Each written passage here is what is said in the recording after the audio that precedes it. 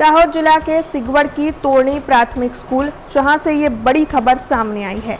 दरअसल स्कूल के परिसर में एक बच्ची का शव पाया गया है, जिसके मद्देनजर वहां पर डर का माहौल फैल गया है। ये बच्ची पहली कक्षा में पढ़ती थी। स्कूल छूटने के बाद जब बच्ची अपने घर पर ना पहुंची तो परिवार ने उसे ढूंढने की कवायद शुरू की। तब बच्ची का शव स्कूल के परिसर में से ही पाया गया। एलसीबी और पुलिस की टीम मौके पर पहुंच गई है। दुष्कर्म और हत्या की आशंका जताई जा रही है। पुलिस ने मामले में आगे की तफ्तीश शुरू कर दी है और बच्चे के शव को पोस्टमार्टम के लिए भेज दिया गया है।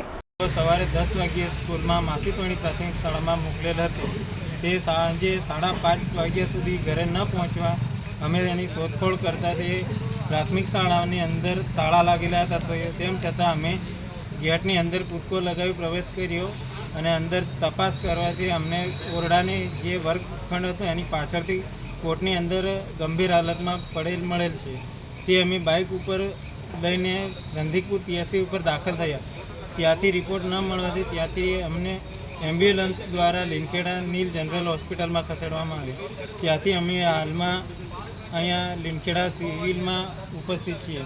અત્યાર સુધી કોઈ શિક્ષક કે કોઈ અહીંયા આવ્યું નથી અને આનો જે કોઈ શિક્ષક અહીંયા પૂરેપૂરો સ્ટાફ હાજર ન થાય ત્યાં સુધી આનો પીએમ કે કોઈ કાર્યવાહી અમે આગળ થવા દઈશું નહીં।